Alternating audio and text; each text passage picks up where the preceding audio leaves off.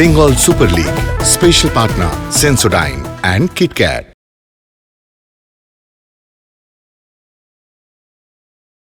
দক্ষিণবঙ্গের স্বাধীনতার পীঠস্থান মেদিনীপুরে রয়েছে আমরা অরবিন্দ স্টেডিয়ামে, ম্যাচ নম্বর 34, যেখানে সংগ্রাম প্রয়োজন এফসি মেদিনীপুরের, কারণ তারা ক্লাইম্ব আপ করতে চাইছে ওপরে। প্রতিপক্ষ নর্থ 24 পারগনাস, যারা এই মুহূর্তে 4 নম্বর পজিশন, এবং তারা চাইবে জায়গাটাকে আরো ধরে রাখতে।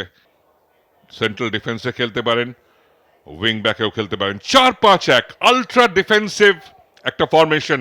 অঙ্কন ভট্টাচার্য অধিনায়ক, উল্টো দিকে সুদীপ দাস, দুজনেই দারুণ দারুণ নজর কাটছেন। লড়াই এবং ট্রাভেলিং সাইড 4-2-3-1 ফরমেশনে গেছেন লাল কমল ভৌমিক। দ্য ফাইনাল মোমেন্টস, সবসময় বলা হয় বাটারফ্লাইজ ইন দ্য স্টমাক শুরুর দিকে, এবং এখানে খেলা শুরু হবে। ইয়াসিন্টা সাবির শুরু করলেন আক্রমণ। আপনার স্ক্রিনের ডান থেকে বাদিকে আক্রমণ করবে ট্রাভেলিং সাইড, অর্থাৎ নর্থ 24 পারগনাস এফসি, আর উল্টো দিকে ডিফেন্ড করবে কিন্তু এফসি মেদিনীপুর, যারা হোম সাইড। মাঝমাঠটায় প্রায় রাজত্ব করেন সুদীপ।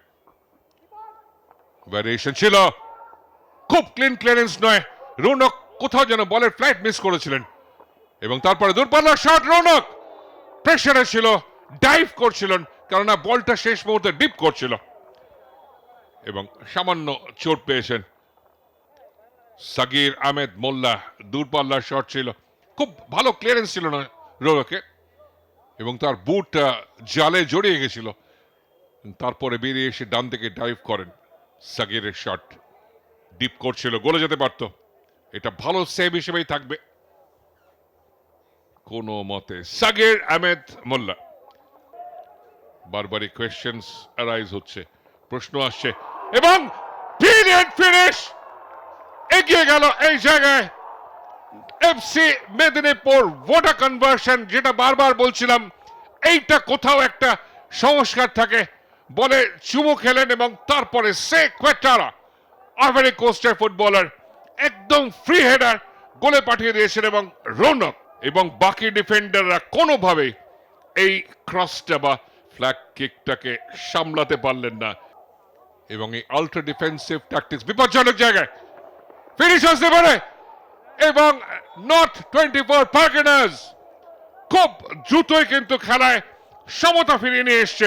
অমিত বসাক একেবারে ফাঁকায়, ডিফেন্স হঠাৎ কোথাও যেন স্ট্যান্ডার্ড দাঁড়িয়ে গেল। 5 মিনিটের মধ্যে কিন্তু রিয়াকশন দেখালো। বলছিলাম যে কখনো লাইং ডাউন মার খায় না নর্থ 24 পারগনাস। এন্টায়ার ডিফেন্সকে এখানটায় বাপন, সায়ন কেউ বলেন নাগাল পায়নি, এবং অমিত আনমার্ক চলে এসে বাঁপায় প্লেস করলেন। তমাল লস্করের কিচ্ছু করার ছিল না, ম্যাচের সমতা ফেরত চলে এসছে, অর্থাৎ ফার্স্ট কোয়ার্টারের মধ্যেই দুটো গোল এসে গেল। কুইন্টানা ভালো ডামি, 1-2, কুইন্টানা ফিনিশ হতে পারে ফার পোস্টে। Brilliant finish. 2-1 এগিয়ে গেল কিন্তু নর্থ 24 পারগনাস, এবং যেভাবে ফিনিশটা হয়েছে, যে ভূমিকায় খেলছিল আজকে 4-2-3-1, এখানে কুইন্টানার সঙ্গে ব্রিলিয়ান্ট একটা ব্যাকহেল, 1-2, এবং Jomon Sanga, what a finish. Far পোস্টে কোয়ালিটি অসম্ভব, ডাইভ করেও পুরো তামাল নস্কর বলেন নাগাল পাননি। ফিনিশ দেখুন, মাথা ঠান্ডা রেখে। জোমন সাঙ্গা, এই ফুটবলারটি সম্পর্কে ভবিষ্যতেও আরো আরো অনেক কথা বলতে হবে। Brilliant Jomon Sanga. Corner kick, এখনো বিপদ রয়েছে, ঘুরে শট দেওয়ার চেষ্টায় শেষ পর্যন্ত রৌনক সেভ করেছেন।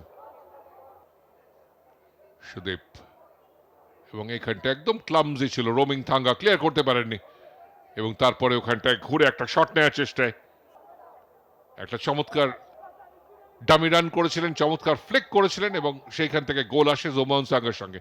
অথজার সরাসরি তমালের দিকে ডিপ করেছে, ফিরতি জায়গায় শট ছিল অফ দ্য রেকোশে। তন্ময় পারলেন না, তমাল পড়ে গেছিলেন, তার মাথার উপর দিয়ে শিপ করতে পারলে, প্লেসমেন্ট করতে পারলে কিন্তু তৃতীয় গোল আসতে পারত north 24 পারগনাসের।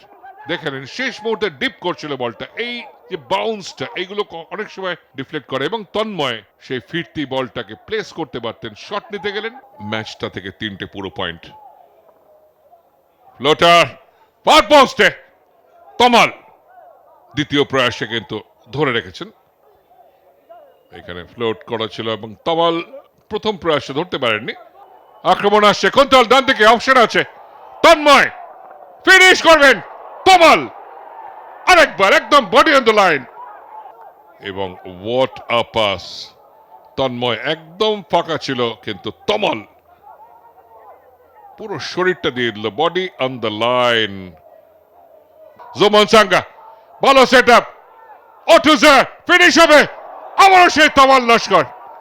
What a save, excellent বলটা বাড়িয়েছিলেন, কোয়ালিটি অফ দ্য বাস অটুজার একদম ক্লিয়ার, কিন্তু এত দ্রুত গোল ছেড়ে বেরিয়ে এসেছিলেন, অ্যাঙ্গেলটাকে ছোট করলেন এবং নাম্বার 10 পজিশনে ফল ব্যাক করেছেন আর্জেন্টাইন অর্থাৎ কুইন্টানা অটুজার। কার্ড বেরোবে নিশ্চিতভাবে এই চ্যালেঞ্জটার জন্য। সাকির আহমেদ মোল্লা রেড কার্ড ডিরেক্ট, দেখে নেব আমরা। সাকির এবং হাতটা চালিয়েছিলেন এবং চোখে নয় ঘাড়ে লেগেছে, কিন্তু সবসময় হাত ব্যবহার করাটা একটা অফেন্স, আন্তর্জাতিক রেফারিরাও সেটা অ্যালাউ করেন না। এবং তার মধ্যেই লম্বা বাঁশি বাজিয়ে জানিয়ে দিলেন অত্যন্ত গুরুত্বপূর্ণ ম্যাচ, নর্থ 24 পারগনাস এফসি তারা জিতে নিল। হতাশা সুদীপ দাসের অধিনায়ক FC Medinipur, back to back তারা হেরে গেল হোম ম্যাচ। আগের ম্যাচে 5টা গোল হজম করতে হয়েছিল, আজকে কোয়েটারা প্রথম গোল করেন নমিনেটে, অমিত ইকুয়ালাইজ করেন এবং তারপরে Jomon Sanga 35 minute lead goal দেন। Full time score 2-1। Penalty shootout হবে এবং অঙ্কনের সঙ্গে সুদীপ। লাল কার্ড দেখেছেন কুন্তল পাখিরা, তিনি পারবেন না, তাছাড়া যে কোনো কেউ, যে কোনো 5 জন পেনাল্টি নিতে পারেন, কোনো সাডেন ডেথ নেই। কেননা গোটা ম্যাচটায় তমাল নস্কর অসামান্য ভালো কিপিং করেছেন, কিন্তু শেষ পর্যন্ত হেরে গেছেন। নর্থ 24 পারগনাস এফসি প্রথম শট নেবে তারা। লরেন ফুইয়া বাপায় যায় সাধারণত এবং উল্টো দিকে একদম তৈরি এবং ব্রিলিয়েন্ট ফিনিশ, একটা ডাইভ করেছিলেন কিন্তু কোনো সুযোগ ছিল না কৈলাসের জন্য। 1-0 এফসি মেদিনীপুর অধিনায়ক সুদীপ দাস বলকে চুম্বন করেন। সুদীপ ভালো প্লেসমেন্ট, ঠান্ডা মাথায় দেখে শুনে ডান দিকে কমিট করলেন গোলরক্ষক শরীফ খানকে। 1-1 ডান পায়ে ব্রিলিয়েন্ট, একদম সাইড নেটিং এর ঘেঁষে চলে গেল, দুরন্ত ফিনিশ। 2-1 এগিয়ে গেল নর্থ 24 পারগনাস এফসি। কোয়েটারা দেখে শুনে ডান দিকে ডাইভ করলো শরীফ এবং একই জায়গা দিয়ে সে কোয়েটারা ফিনিশ করেছেন। 4টে পেনাল্টি, 4টি কনভার্টেড হয়েছে এখন অব্দি 2-2 এবং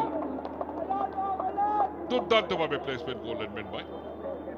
3-2 এগিয়ে গেছে নর্থ 24 পারগনাস এফসি। ডান পায়ে শট নেওয়ার চেষ্টা, একদম ডান দিকে ডাইভ করেছিলেন শরীফ, তার বাঁ দিক দিয়ে সরাসরি চলে গেল থ্রু দ্য মিডল। 3-3 পরবর্তী শট নেবেন দেবজ্যোতি, আবারও সেম জায়গা দিয়ে সেম রেজাল্ট, 4-3 এগিয়ে দিল দেবজ্যোতি। কৈলাস প্লেসমেন্ট কিন্তু খেলছিল ডান দিকে শরীফ, কিন্তু শেষ পর্যন্ত প্রতিহত করতে পারেনি। সুতরাং 4-4 তৈরি। কৈলাস সারি প্লেস করেছেন আবারও তার বাদিক দিয়ে, সুতরাং 5-4 এগিয়ে গেছে নর্থ 24 পারগনাস এফসি। মূলত বাপায় যেতে পারেন, ডান পাতেও পারেন, এইভাবে দাঁড়ান এবং শেষ পর্যন্ত ডান পায়। ভালো প্লেসমেন্ট সূর্যচন্দ্রের জন্য। 5-5 পেনাল্টি শুট আউট শেষ হলো।